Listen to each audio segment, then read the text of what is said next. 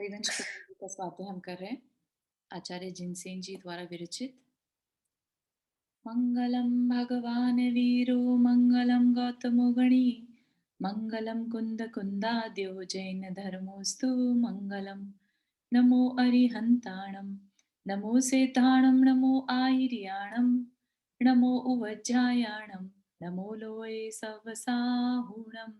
पंच परमेष्ठी भगवान की जय। अगले 45 मिनट के लिए सभी प्रकार के पापों का त्याग करके सभी नौवर्ण मुखर मंत्र पढ़ लें।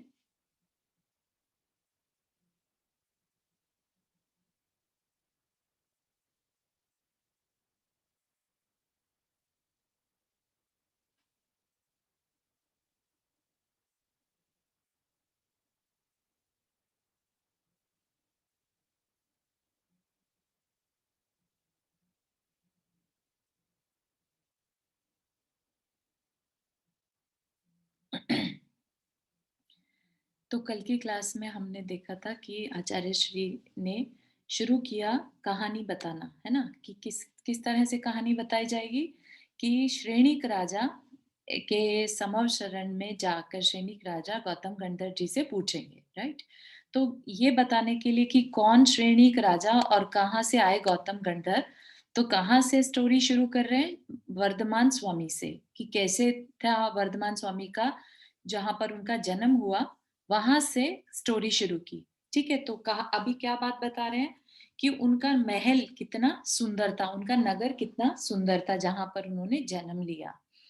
तो वो देख रहे हैं हम कि उन सब से वह एक होने पर भी सदा सब खानों रत्नों की खान की शोभा धारण करता है। क्या है ये, महल की बात कर रहे हैं, ठीक है। कोट रूपी पर्वत, कोट मतलब जो दीवारें होती हैं उनको कोट कहते हैं। कोट रूपी पर्वत बड़े बड़े धूली कुट्टिम, ये भी उसी से रिलेटेड कुछ होता होगा, धूली कुट्टिम मिट्टी से बने हुए और परिवार से घिरे हुए उस नगर के ऊपर यदि कोई जा सकता था तो मित्र अर्थात सूर्य का मंडल ही जा सकता है, अमित्र अर्थात शत्रुओं का मंडल नहीं जा सकता था। कोई भी नगर है और उसमें दीवारें जब बनाई जाती हैं, है ना, तो दीवारें किस लिए बनती हैं, ताकि शत्रुओं से रक्षा की जा सके, ताकि थोड़ा प्रोटेक्शन हो सके, है ना। तो इस तरह के दीवारों से वो घिरा था कि वहां सिर्फ मित्र ही जा सकते थे, शत्रुओं का मंडल नहीं जा सकता था। ठीक है। इस नगर के गुणों का वर्णन तो इतने से ही पर्याप्त हो जाता है कि वह नगर स्वर्ग से अवतार लेते समय भगवान महावीर का आधार हुआ, यानी भगवान महावीर वहां स्वर्ग से आकर अवतीर्ण हुए। सोचिए, ऐसा बालक वहां जन्म ले रहा है जो अभी अभी स्वर्ग से उतरा है और आगे चल के तीर्थंकर बनने वाला है। जैसे कई बार होता है ना कि हम जैसे अभी आचार्य श्री हैं या ये कह लीजिए बड़े बड़े सेलिब्रिटीज होती हैं, वो जिस नगर में या जिस सिटी में जिस मोहल्ले में बॉर्न होती हैं उसका एक अलग ही एक्साइटमेंट अटैचमेंट हो जाता है उस जगह से, राइट, कि अरे वाह यहाँ पर वो देखो इनका घर ऐसे था, देखो ये वहां पर ऐसे खेला करते थे, देखो वहां पर। तो इस तरह से सोचिए आप, जब भगवान महावीर वर्धमान जो हैं वो उन्होंने वहां जन्म लिया होगा उस जमीन पर, तो वो कितनी पुण्यशाली जमीन वो अपने आप में ही है ना। राजा सर्वार्थ और रानी श्रीमती से उत्पन्न समस्त पदार्थों को देखने वाले सूर्य के समान दीप्यमान और समस्त अर्थ पुरुषार्थ सिद्ध करने वाले सिद्धार्थ वहां के राजा थे। उस कुंडपुर नगर के राजा सिद्धार्थ थे, जिन सिद्धार्थ के रक्षा करने पर पृथ्वी इसी एक दोष से युक्त थी कि वहां की प्रजा ने धर्म की इच्छुक होने पर भी परलोक का भय छोड़ दिया था। मतलब कि धर्म भी करते थे तो दूसरे भव से डर के नहीं, है ना। तो ये एक तरह से कवि का कहने का तरीका है कि एक दोष से युक्त थी, जबकि निर्भय होना तो बहुत अच्छी बात है। वहां की प्रजा इतनी सुखी थी कि वहां पर उनके अंदर किसी तरह का कोई भय नहीं था।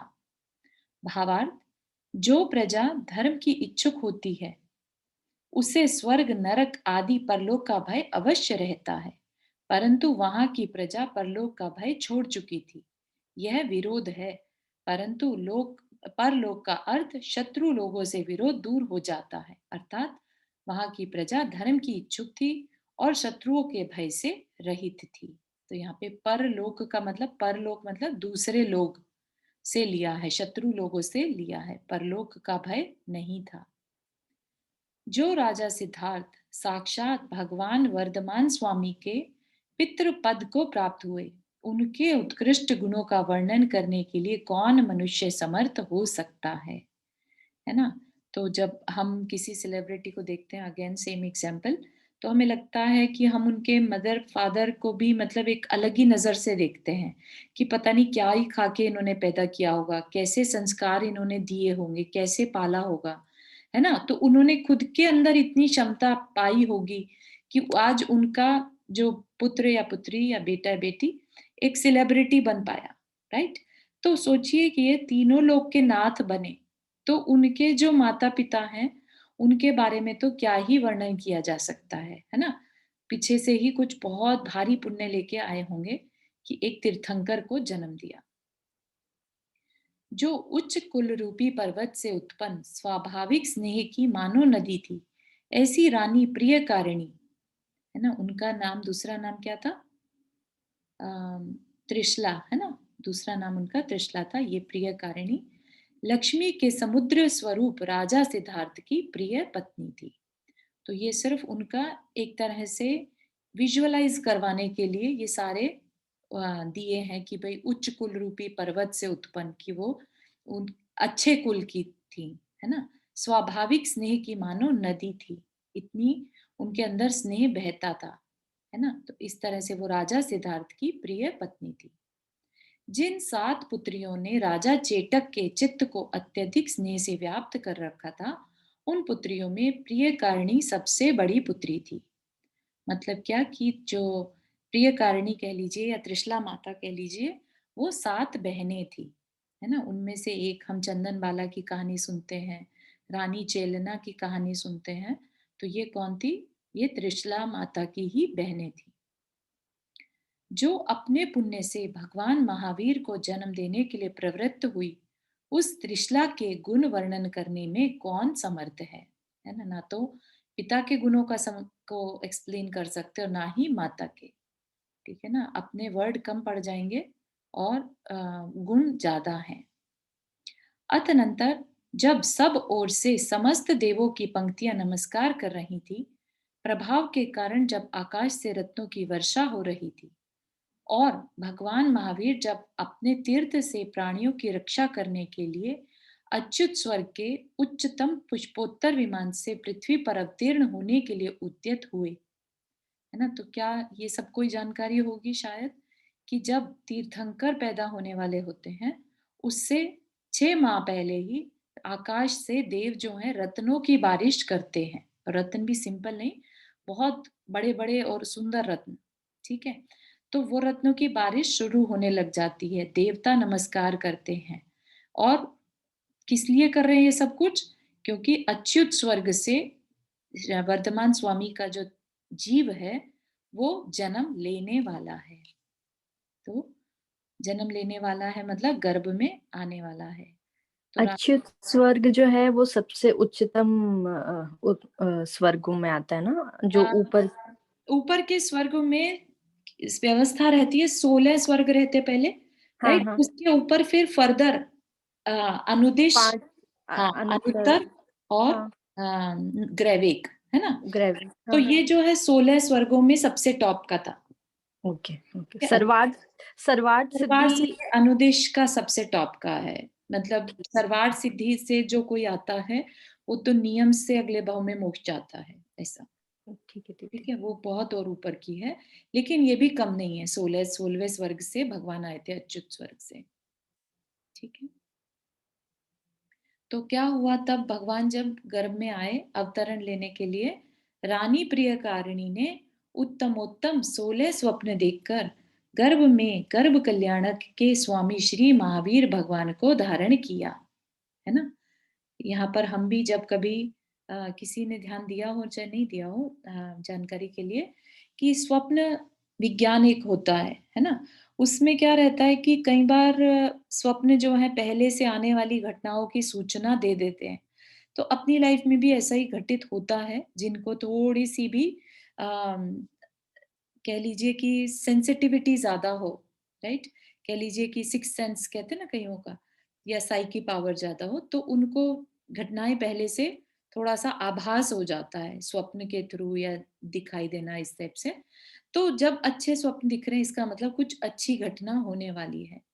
तो ऐसे ही रानी अपने शास्त्र में हर तीर्थंकर की माता को 16 स्वप्न दिखते ही दिखते हैं, सेम 16 स्वप्न दिखते हैं। तो इसका क्या मतलब है कि सपनों के मीनिंग होते हैं, और अच्छे सपने हैं तो वो अच्छा फल देने वाले हैं, ये पहले से सूचना हो जाती है, ये अपने में निमित्त ज्ञान में आता है। ठीक है, तो भगवान को गर्भ में जब आए तब रानी को 16 स्वप्न आए। जब भगवान गर्भ में आए तब दुष्यम सुषम नामक चतुर्थ काल के 75 वर्ष 8.5 माह बाकी थे। मतलब कि चौथा काल, दुष्यम सुषम क्या होता है? चौथा काल, जो हम अपनी जैन तत्व विद्या में हमने देखा था काल चक्र के समय पर, है ना? तो चौथा काल का सिर्फ 75 वर्ष और 8.5 महीने बाकी थे। और महावीर भगवान की आयु कितनी थी? कोई बताएगा? 72। हाँ, 72, है ना? 72। हाँ, तो 75 वर्ष बाकी, और उनको उससे पहले-पहले ही मोक्ष होना है। तो इसका मतलब उससे कम होनी ही थी, है ना? आषाढ़ शुक्ला षष्ठी के दिन जब भगवान महावीर जिनेन्द्र का गर्भावतरण हुआ, तब चंद्रमा उत्तरा फाल्गुनी नक्षत्र पर स्थित था। तो ये सब क्या है? ये नक्षत्रों की स्थितियां होती हैं। कुछ नक्षत्र कह लीजिए, अलाइनमेंट्स कह लीजिए, अच्छे माने जाते हैं। वो हमारी बॉडी पर, हमारे आसपास के वातावरण पर पॉजिटिव क्रिएट करते हैं, पॉजिटिविटी क्रिएट करते हैं। ठीक है, तो ऐसे ही अच्छे नक्षत्रों में जो होते हैं शलाका पुरुष जन्म लेते हैं। ठीक है, जिस प्रकार मेघमाला के भीतर छिपा हुआ सूर्य वर्षा ऋतु को सुशोभित करता है, उसी प्रकार दिक् कुमारियों के द्वारा कृत शोभ देदीप्यमान शरीर की धारक एवं स्थूल स्तनों को धारण करने वाली माता प्रिय कारिणी को वह प्रचन्न गर्भ सुशोभित करता था। तो क्या कह रहे हैं कि जैसे बादलों के बीच में सूरज छुप जाता है, दिखाई नहीं देता है, राइट? इवन इतने कई बार डीप गहरे बादल होते हैं काले कि सूरज है कि नहीं ये नहीं पता चलता, राइट? शाम सी होने लगती है, ऐसा लगता है। इसी तरह से क्या कह रहे हैं कि जो माता प्रिय कारिणी थी, उनका गर्भ प्रछन्न गर्भ, प्रछन्न मतलब छुपा हुआ। क्या होता है जब तीर्थंकर जन्म लेते हैं तो माता का ऐसा पेट बाहर नहीं आता, उनकी बॉडी में कोई चेंज नहीं आता। ठीक है, तो ये जानकारी की बात है। प्रछन्न गर्भ कहते हैं उसको, छुपा हुआ गर्भ। देखकर कोई नहीं कह सकता कि ये प्रेग्नेंट है। ठीक है, और दिक कुमारियां, जो व्यंतर जाति की देवियां रहती हैं, कुमारियां होती हैं, श्री, री, धृति, कीर्ति, है ना? ये नाम सुने होंगे, लक्ष्मी, बुद्धि। तो ये दिक कुमारियां होती हैं जो जैसे ही माता को गर्भ धारण होता है, तो ये पूरे 9 महीने माता की सेवा के लिए इंद्र की आज्ञा से आती हैं। ठीक है, तो क्या करें? दिक कुमारियों के द्वारा कृतशोभ, कृतशोभ मतलब सुंदर, सुंदर देदीप्यमान शरीर की धारक और स्थूल स्तनों को धारण करने वाली माता का वह प्रच्छन्न गर्भ सुशोभित करता था। ठीक है, तो उनका बॉडी सेम वैसे ही दमकता रहता था। तदनंतर 9 माह 8 दिन के व्यतीत होने पर जब चंद्रमा उत्तरा फाल्गुनी नक्षत्र पर आया, तब भगवान का जन्म हुआ। तत्पश्चात अंतिम जिनेन्द्र के महात्म से जिनके सिंहासन तथा मुकुट हिल उठे थे, एवं अवधि ज्ञान से जिन्होंने उनके जन्म का वृतांत जान लिया था, ऐसे इंद्रों ने उन्हें नमस्कार किया। तो क्या हुआ? जैसे ही भगवान ने जन्म लिया तो क्या हुआ कि जो चारों निकाय के देव रहते हैं, इंद्रों के जो आसन होते हैं, जैसे भवनवासियों के इंद्र हैं, व्यंतरों के इंद्र हैं, ज्योतिषियों के, कल्पवासियों के, तो इन सब के जो महल हैं उनमें जहां भी इंद्र हैं, वहां पर इंद्र का सिंहासन और उनका मुकुट हिलने लगता है, और कुछ स्पेशल आवाजें आने लगती हैं, जिसको कि सुन के उनको पता चल जाता है, वो अवधि ज्ञान लगाते हैं कि कहीं ना कहीं तीर्थंकर का जन्म हुआ है। ठीक है, तो ये जरूरी नहीं है कि ये सिर्फ भरत क्षेत्र में ही आते हैं। ये जो इंद्र होते हैं ये ऐरावत क्षेत्र में भी जाते हैं, विदेह क्षेत्र भी जाते हैं। ठीक है ना? और आगे भी बाकी में भी लगा लेना, ऐसे ही जम्बूद्वीप में लगाया, ऐसे ही पुष्करार द्वीप और घातकी खंड में भी जाते हैं। ऐसा तो है नहीं कि भरत क्षेत्र के इंद्र अलग हैं और विदेह क्षेत्र के अलग हैं, ऐसा नहीं, है ना? इंद्र तो इंद्र ही हैं। हर हर विमान में हर स्वर्ग का इंद्र एक-एक इंद्र ही होता है। तो उनके वहाँ पर ये सिंहासन और मुकुट हिलने से उसको पता चलता है। फिर वो अवधि ज्ञान लगाता है। अवधि ज्ञान बेसिकली जैसे होता है ना कि हमारे सामने हम लाइव टेलीकास्ट देख पाते हैं, राइट? लेकिन हम यहीं बैठकर लाइव टेलीकास्ट देखते हैं। तो इसी तरह से अवधि ज्ञान क्या है? बेसिकली लाइव टेलीकास्ट दिखा देता है। तो आज के टाइम में जो विज्ञान कहता है कि विज्ञान ने उन्नति कर ली, सोचिए कि अवधि ज्ञान जैसी चीज़ हम सब में कैपेसिटी है और हम सब ने कभी ना कभी उस अवधि ज्ञान को भी महसूस किया हुआ है। लाइव टेलीकास्ट कहीं का भी हम बैठकर देख सकते हैं, डिपेंडिंग कि हमारी उतनी कैपेसिटी है कि नहीं है, ठीक है? तो अवधि ज्ञान से जान लिया, फिर क्या हुआ? भवन वासियों के यहाँ शंख, व्यंतरों के यहाँ भेरी, ज्योतिष के यहाँ सिंहनाद और कल्पवासियों के यहाँ घंटे का शब्द सुनकर जो शीघ्र ही शुभित समुद्र के समान शब्द करने लगे थे, जो 7 प्रकार की सेनाओं के महाभेदों से सहित थे, स्त्रियों सहित थे तथा जिन्होंने नाना प्रकार के आभूषण धारण कर रखे थे, ऐसे चारों निकाय के देव कुंडपुर नगर में आ पहुंचे। तो देव क्या कर रहे हैं यहाँ पर? देव ऐसा नहीं कि दूर से देख लिया इंद्र ने तो बहुत हो गया, है ना? ऐसा नहीं, अपना आलस त्याग के वो भगवान के गर्भ जन्म कल्याणक में अपने पूरे गाजे-बाजे के साथ, पूरी सेना के साथ, है ना? अपने परिवार के साथ, स्त्रियों सहित, है ना? देवों की सिर्फ परिवार में स्त्रियाँ रहती हैं, राइट? और कुछ नहीं, ऐसा नहीं कि उनके बच्चे होते हैं। देव-देवियाँ बस 2 ही होते हैं। ठीक है? तो उनको साथ लेकर, अपनी सेनाओं को साथ लेकर, खूब अच्छे वस्त्र पहनकर भगवान के जन्माभिषेक के लिए पहुँचता है। ठीक है? तो इसलिए अपन भी यहाँ पर क्या सीखना चाहिए कि जो कल्याणक आते हैं भगवान के, तो अपने को भी खूब उत्साह से हर कल्याणक में जाना चाहिए। तरीके से तो अपने को 24 के 24 भगवानों के पाँचों कल्याणक पूरे धूमधाम से मनाने चाहिए, है ना? क्योंकि उससे क्या होगा, भगवान की भक्ति करने से अपने ही पापों का शमन होता है। इंद्र जिनके आगे आगे चल रहा था, ऐसे देवों ने नगर की 3 प्रदक्षिणाएं देकर चंद्रमा के समान सुंदर मुख को धारण करने वाले जिनेंद्र देव तथा उनके माता पिता को नमस्कार किया। विनया विनयवनत इंद्राणी ने देवकृत माया से सोई हुई माता के समीप विक्रिया से एक दूसरा बालक रख जिनेंद्र देव को उठा इंद्र के लिए सौंप दिया। तो इंद्राणी ने माया से एक और बालक को रचा और वहां पर रख दिया, ठीक है ना? तो भाव क्या है यहाँ पर? चोरी का भाव नहीं है। यहाँ पर क्या भाव है कि माता को कोई कष्ट ना हो, ठीक है? इतनी देर तक हम दूसरा बालक यहाँ रख देते हैं। और जिनेंद्र देव को उठाकर किसको दे दिया? इंद्र को सौंप दिया। इंद्र ने उन्हें दोनों हाथ में लेकर चिरकाल तक उनकी पूजा की और विक्रिया निर्मित 1000 नेत्र रूपी कमल वन में उन्हें अर्चित किया। तो अब यहाँ पर पूजा ऐसा नहीं मानिएगा कि पूजा मतलब उनको स्थापित करके कहीं पर और फिर पूजा कर रहे हैं। बेसिकली गुणानुवाद करना ही पूजा है, भगवान की भक्ति और कुछ नहीं, गुणानुवाद। ठीक है ना? तो उनका गुणानुवाद किया। उनका इतना गुण दिख रहे थे कि 1000 नेत्र बनाकर भी देखें तो उनका मन नहीं भर रहा था। इतने गुण उनको भगवान में दिखाई दे रहे थे। तदनंतर इंद्र ने भगवान को उस अत्यंत ऊंचे एरावत हाथी पर विराजमान किया, जिसका कि शरीर चंद्रमा के समान उज्जवल था, जो सुमेरु के शिखरों के समूह के समान जान पड़ता था और जो नीचे की ओर मध्य के निर्जर छोड़ रहा था।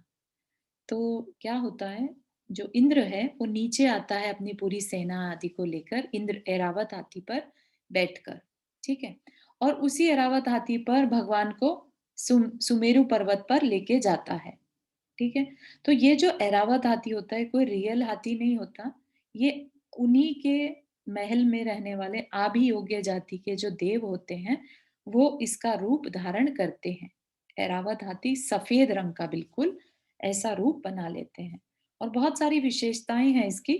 कभी आई थिंक जैन तत्व विद्या में शायद इसके बारे में डिटेल आएगी। थोड़ी सी डिटेल यहाँ पर दी है, वो देख लेते हैं। जिसके गंड स्थलों पर मद की सुगंधि के कारण भ्रमरों के समूह मंडरा रहे थे, और उनसे जो सुमेरु के उस शिखर समूह के समान जान पड़ता था, जो कि ऊपरी भाग पर स्थित तमाल वन से मंडित था। क्या कंपेयर कर रहे हैं? उस ऐरावत हाथी को सुमेरु पर्वत से कंपेयर कर रहे हैं कि जैसा विशाल सुमेरु पर्वत लगता है, ऐसा ही विशाल अम, ऐरावत हाथी, ऐसा जहां तक मेरी जानकारी है, जहां पढ़ने में आता है 1 लाख योजन का रहता है ये अम, ऐरावत हाथी। ऐसा ही इतना ही 1 लाख योजन का ही सुमेरु पर्वत रहता है ना, 1 लाख 40 योजन। तो इसीलिए उसकी कंपैरिजन सुमेरु पर्वत से कर रहे हैं। तो क्या कह रहे हैं कि जो उसके ऊपर मड झर रहे थे और उस पे भंवरे मंडरा रहे थे, तो कैसा लग रहा था? जैसे सुमेरु पर्वत पर तमाल वन बेसिकली सुंदर पेड़ों का वन जो है, वो उससे कंपेयर किया उसको। फिर और क्या कंपेयर किया? जिसके कानों के समीप लाल लाल चमरों के समूह लटक रहे थे, और उनसे जो सुमेरु के उस शिखर समूह के समान जान पड़ता था, जिसके की ऊपरी भाग पर लाल लाल अशोकों का महावन फूल रहा था। तो जो कानों के समीप लाल लाल चमरों के समूह लटक रहे थे, कुछ उसके कान के पास लटक रहा था लाल चमर, ठीक है, एरावत हाथी के कानों के ऊपर। तो कैसे लग रहे थे? जैसे सुमेरु पर्वत पर अशोक वृक्षों के, लाल लाल अशोक वृक्षों के फूल हो वहां पर, ठीक है ना, फल, और ऐसा अशोक महावन बड़ा हो रहा हो। फिर कैसे कंपेयर करें? जिसका शरीर स्वर्ण की सुंदर सांकल से वेष्टित था, मतलब ऐरावत हाथी पर सुंदर सांकल लगी हुई थी, और उससे जो सुमेरु के उस शिखर के समूह के समान जान पड़ता था, जिसके की समीप स्वर्ण की मेखला दे दीप्यमान हो रही थी। स्वर्ण की मेखला, मेखला वैसे तो कमरबंद को कहते हैं ना, तो सुमेरु के शिखर के समान जिसके की समीप स्वर्ण की मेखला दे दीप्यमान हो रही थी। यहाँ पर स्वर्ण की मेखला से क्या मतलब हुआ? नहीं, मुझे नहीं समझ में आ रहा है कि सुमेरु दीदी पर्वत वो की जो एक हाथी के पीठ पे एक वो जो कपड़ा जैसा नहीं डालते हैं? यहाँ पर सुंदर उसके एरावत हाथी के सांकल, स्वर्ण की सांकल को कंपेयर किया है सुमेरु पर्वत की किसी स्वर्ण की मेखला से, ठीक है? तो अब एग्जैक्टली नहीं चारू मेखला का मतलब होता है छोटे छोटे क्या कहते हैं पर्वतों का समूह चारों ओके, तरफ मेखला पर्वत को भी कहते हैं। अच्छा ठीक है, हाँ तो वही होगा। स्वर्ण की मेखला मतलब स्वर्ण की एक श्रेणी जैसे होता है ना, एक पहाड़ियां, छोटी छोटी पहाड़ियां एक साथ, है ना, तो ऐसा जैसे उसके कैसे सांकल बंधी हुई थी स्वर्ण की, ऐसे ही वहां पर सुमेरु पर्वत पर स्वर्ण की मेखला मतलब छोटी छोटी पहाड़ियों की एक चेन बनी हुई थी, ठीक है। बहुत सुंदर, थैंक यू प्राची।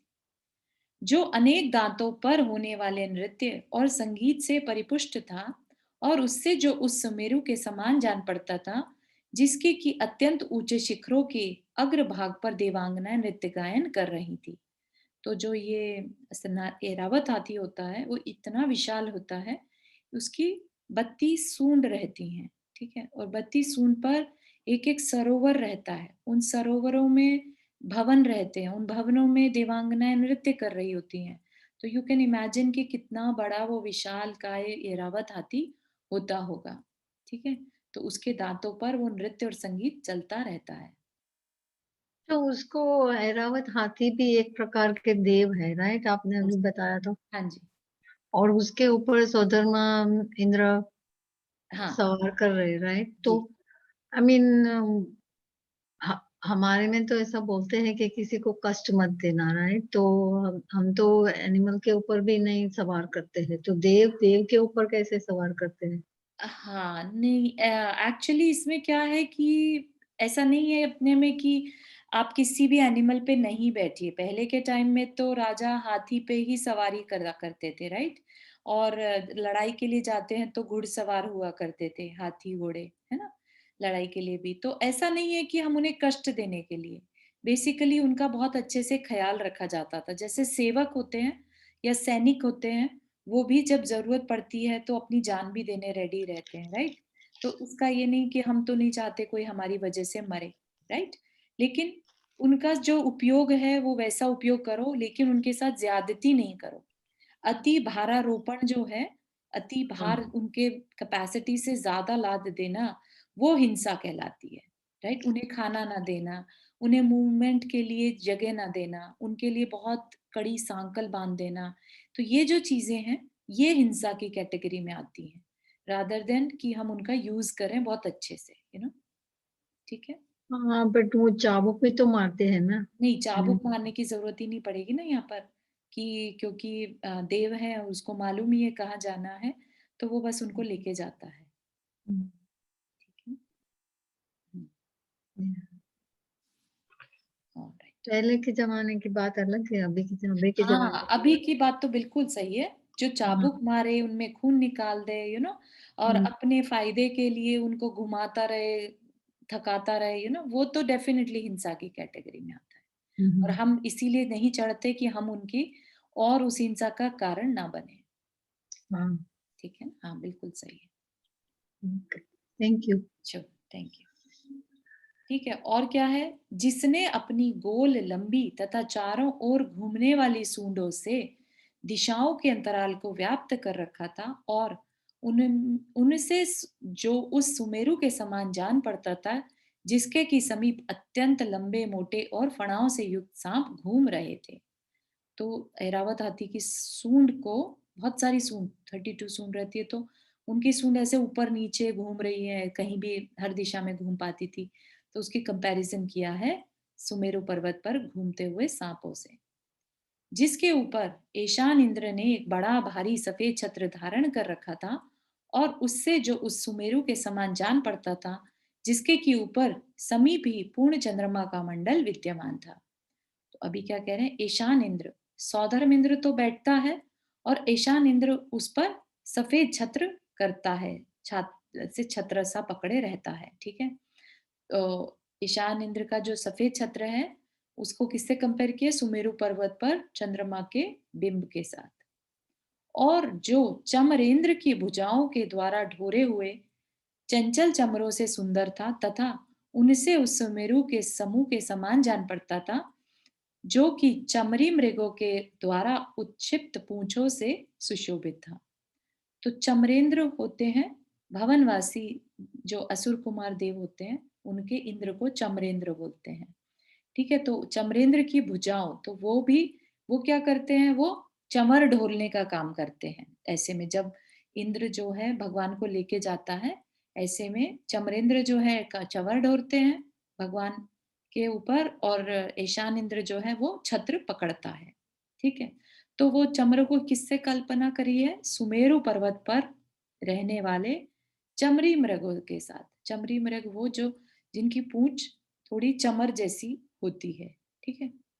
ऐसे चमर का सभी को मालूम है शेप कैसा रहता है, ऊपर से थोड़ा सा मोटा एंड देन पतला हो जाता है। ऐसे गाय को भी बोलते हैं ना, गाय की पूंछ भी चमरी टाइप की होती है, चमरी पूंछ द्वारा उत्क्षिप्त पूंछों से सुशोभित था। उत्क्षिप्त मतलब ऊपर नीचे जो हो रही थी, तो जैसे चमर ऊपर नीचे होते हैं, ऐसे ही मृगों की पूंछ जो है ऊपर नीचे हो रही थी। इस प्रकार वह इंद्र आभरण स्वरूप श्री जिनेन्द्र देव को उस ऐरावत हाथी पर विराजमान कर देवों के साथ सुमेरु पर्वत पर गया।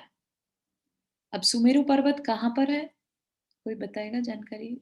थोड़ा पढ़ा था हमने। जम्बूद्वीप के मध्य में। हाँ, बिल्कुल मध्य में। तो वो क्या भारत क्षेत्र में है? भरत क्षेत्र में। नहीं, वो तो मध्य में है ना, जम्बू हाँ, नहीं तो भारत क्षेत्र में तो जम्बू द्वीप है।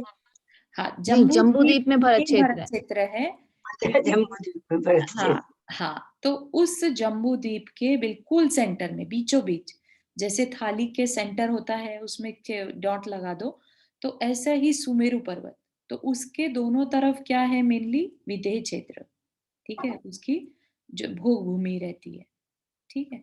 तो वहां तक लेके जाता है देव इंद्र जो है बालक, वर्धमान बालक को, ठीक है ना। तो अगर कोई पूछे कि क्या सुमेरु पर्वत पर ह्यूमन बीइंग जा सकते हैं, तो यस, जा सकते हैं, बिल्कुल जा सकते हैं। यहाँ तक कि मतलब विद्याधर जो है वो वहां पर जाते हैं, अकृत्रिम चैत्यालों के दर्शन करने, पंचमेरु की पूजा करने विद्याधर जाते हैं। ठीक है चारू, एक थोड़ा सा ऐसे डाउट था, जी। जैसे रीता जी ने भी बात की अभी, हाँ जी जैसे इतना बड़ा ये हाथी, तो जो ये देवी होते होंगे जिनको हाथी बनाते हैं, जी। तो उनके ऐसे मतलब किस टाइप के देव होते होंगे जिनको ऐसे बनाते हैं, और इतना बड़ा हाथी इनको वो कैसे बना लेते हैं? इनके पास ये विद्या वाली विद्या ही हाँ होती है जी बनाने की, विक्रिया रिद्धि होती है ना, प्रक्रिया विक्रिया रीति। रिद्धि से अपने शरीर को कैसा भी बना सकते हैं। ठीक है फिर क्वेश्चन आपका है कि वो क्यों ऐसा करते हैं, हाँ राइट?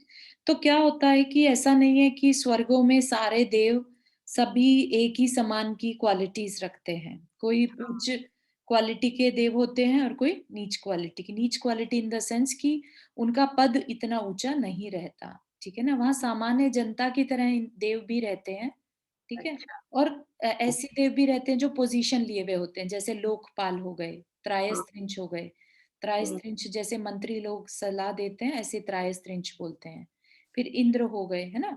तो उनके और इसी तरह से किल्विश जाति के देव होते हैं वहां पर। किल्विश जाति के देव ऐसे होते हैं जिनको कि सभा में आने ही नहीं दिया जाता, वो अच्छा बाहर ही रहते हैं। जैसे यहाँ पर शूद्र के साथ बिहेव किया जाता है, ऐसे वहां किल्विश जाति के देवों के साथ बिहेव होता है। ऐसे ही फिर आभियोग्य जाति के जो देव होते हैं, उनका यही काम होता है कि जानवरों की शेप लेना, ठीक है, अच्छा। और फिर लेके जाना बाकी अच्छे देवों को, बड़े देवों को। ठीक है, और यही कारण है कि जो छोटी देव होते हैं, बन तो जाते हैं देव, वैमानिक देव बन तो जाते हैं, लेकिन उनके अंदर मानसिक संताप बहुत रहता है। दूसरे देवों की रिद्धियों को देखकर, उनकी वैभव को देखकर अंदर में उनके ईर्ष्या भाव रहता है। नहीं, वो तो ठीक है, वो तो रहेगा, लेकिन जैसे कि फिर यहाँ ऐसे कौन से कर्म करते हैं कि जो देव भी बने तो इस टाइप के देव बन गए? हाँ मतलब अगर सम्यक दर्शन हो गया, राइट, हाँ। लेकिन चारित्र बहुत उत्कृष्ट नहीं रहा, राइट, अच्छा। तो देव तो बन जाएंगे लेकिन नीची जाति के देव बनेंगे। ओके। ठीक है ना, ठीक है। जाएंगे वैमानिक में ही, लेकिन हम्म। अगर चारित्र में सुदृढ़ता नहीं है, दोष लगते रहते हैं, तो फिर नीची जाति के देव बनते हैं। और तो फिर अगर ऐसे में, भगवंत वैसे नहीं बनेंगे फिर, ऐसे अगर इतने दोष वगैरह होंगे तो उनमें?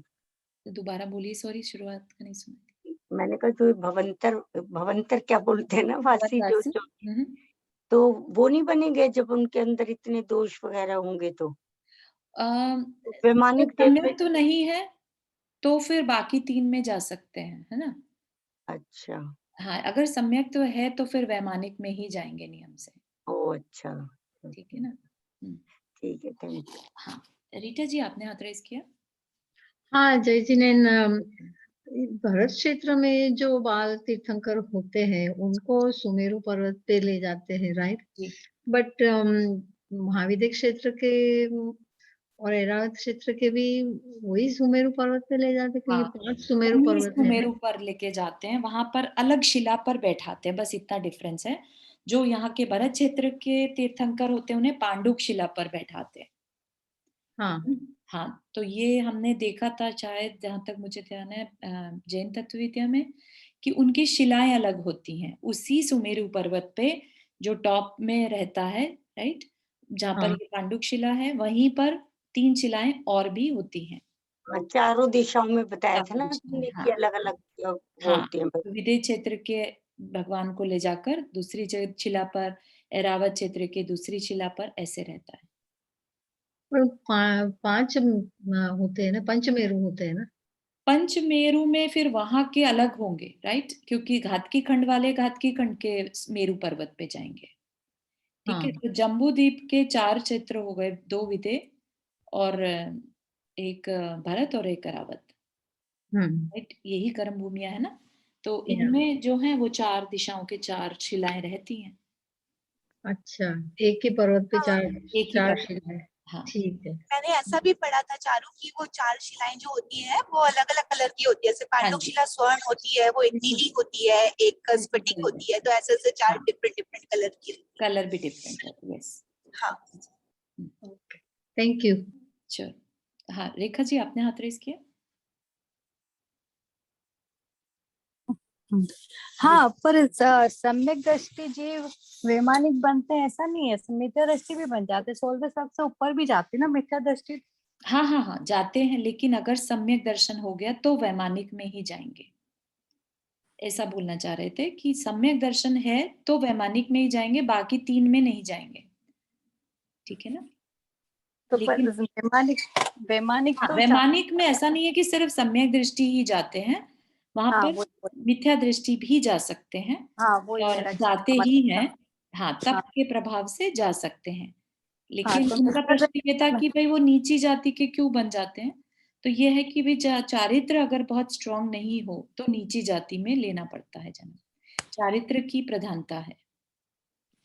ठीक है ना? चारित्र जितना अच्छा होगा उतना ही ऊपर ऊपर हाँ। के स्वर्गों में और ऊपर ऊपर की वैमानिक हाँ नहीं, मैं क्वेश्चन था वैमानिक डेक में शायद दोनों ही जाते हैं। हाँ हाँ हाँ शायद नहीं, बिल्कुल नियम से दोनों जाते हैं, लेकिन जिनके पास सम्यक्त्व है वो नियम से वैमानिक में ही जाते हैं।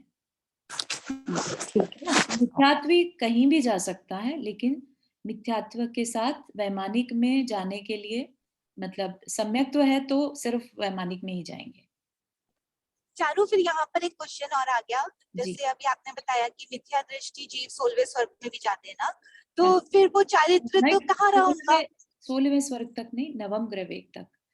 जब हम पढ़ते हैं ना 6 डाला पढ़ते हैं, ठीक है ना, हाँ मुनि पद धार अनेक बार ग्रैवे हाँ उपचार, है ना, तो मिथ्या दर्शन के साथ ही जाते हैं सिर्फ अपनी शुक्ल लेशा के बल पर। क्या होता है तब मुनि पद तो है, लेकिन मिथ्या दृष्टि है, पहला ही गुण स्थान है, लेकिन बाहर से लिंग जो है वो मुनि पद है। अच्छा, तब तो ऐसा पर वो तब वो नीचे वाले देव थोड़े ही बनते हैं, तो वो थोड़े अच्छे हाँ, तब वो देव नीचे वाले बनते हैं देव ना, नहीं बनते, बिल्कुल सही है। कि वो तब नीचे तभी वैमानिक बोल रहे देव हैं ना के। कि तपस्या की प्रधानता है। हाँ ठीक है ना?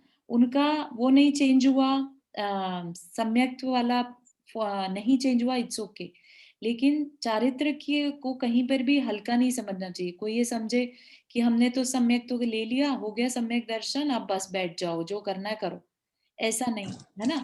अपने को अंदर ही अंदर चारित्र की तरफ, चारित्र के प्रति बहुमान होना जरूरी है, क्योंकि चारित्र के बिना हमारी प्रवृत्ति क्या रहेगी, हम फिर से भटक सकते हैं। ठीक है ना? सम्यक दर्शन तो छूट सकता है, उसको हमें नहीं, तो आप कह रहे हो आपकी आवाज चली गई भूमिका।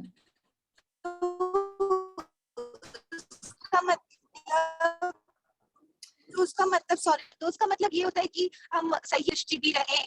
अभी अभी हेलो चारू। हाँ हाँ हाँ, अभी एक बार और ट्राई करो, बीच में सुनाई नहीं दी। हाँ हाँ, अभी आ रही है। अभी ठीक है। हाँ हाँ, तो मैं ये कह रही थी कि तो फिर अगर मिथ्या दृष्टि भी हो बट आप साधु नियम ले लो, बेसिकली आप संयम धारण कर लो, तो भी आप का चलेगा, ऐसा ऐसा कहने वाले ऐसा हाँ कह रहे हैं, तो चलेगा तो चारित्र। नहीं कह सकते, क्योंकि एक बार भले ही आपको ग्रहवेग तक आप पहुंच गए, राइट, लेकिन फिर वापिस से एक इंद्रिय में आके पड़ जाएंगे। ठीक ओके, है ना? ठीक है। तो हाँ इसलिए वेरी इंपॉर्टेंट, सम्यक दर्शन भी इंपॉर्टेंट है और चारित्र भी इंपॉर्टेंट है। ठीक है। हाँ रीटा जी, आपने हाथ रेज किया। हाँ, तो श्रेणिक राजा को भी तो सम्यक वक्त तो था, राइट? हाँ सम्यक तो हुआ, लेकिन बाद में हुआ, नरक आयु का बंद कर लिया था, हाँ। है ना, इसलिए वो वैमानिक नहीं जा पाए, उन्होंने आयु बंद कर लिया था। अच्छा। जी, इस वजह से। Okay, thank you. चलो रुक्मणी जी, आप कुछ कहना चाह रहे हैं? हाँ, चारित्र अगर अच्छा ना हो तो सम्यक दर्शन हो जाएगा। हाँ बिल्कुल, चारित्र अच्छा से एक मतलब बात होती है कि देखना सुनना, राइट, उसके अंदर चिंतन होना, कषायों का मंद होना जरूरी है। चारित्र अच्छा नहीं होने की डेफिनेशन एज सच कुछ नहीं होती है, राइट, कि चारित्र अच्छा नहीं है, किससे कंपेयर कर रहे हैं वो अपने को देखना पड़ता है। हम मुनि से कंपेयर कर रहे हैं या एक चोर डाकू के साथ कंपेयर कर रहे हैं, राइट। अच्छा, ठीक ठीक है है। ना? तो इसलिए चारित्र सम्यक दर्शन होने की रिक्वायरमेंट्स अलग हैं और चारित्र की रिक्वायरमेंट्स अलग हैं। ठीक है, ठीक है, ओके, थैंक यू। ठीक है, तो आज यहीं तक के लिए रखते हैं। और किसी को कोई question? We can take one more question.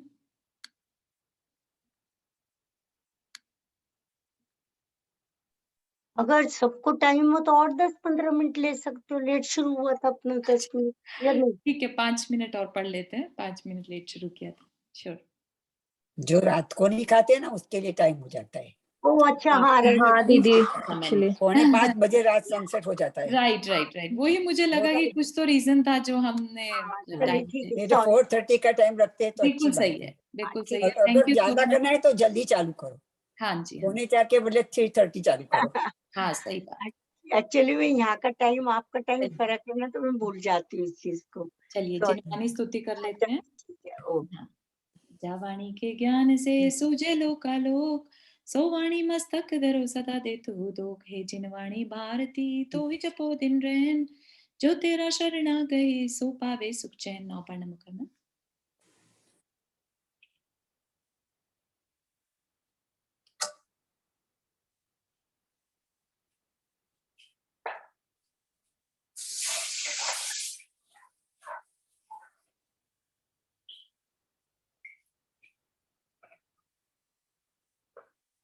और एक और चीज आई वुड लाइक टू से कि 4:30 के बाद अगर आपको क्वेश्चन के लिए रुकना है तो रुक सकते हैं, नहीं तो जिनवानी स्तुति मन में पढ़कर 9 टाइम्स नमोकार मंत्र करके you can leave the class.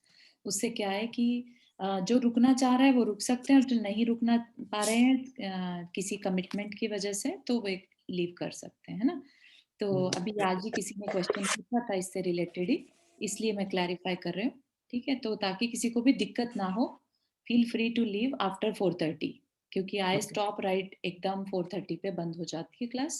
उसके बाद सिर्फ क्वेश्चंस ज्यादा चलते हैं. If you want to stay stay, otherwise leave the class bye thank you. Reciting Jinvani स्तुति पढ़कर और 9 बार नमोकार मंत्र. चलिए, ऑल राइट. सभी को जय जिनेन्द्र. जय जिनेन्द्र सभी को. जय जिनेन्द्र सभी को.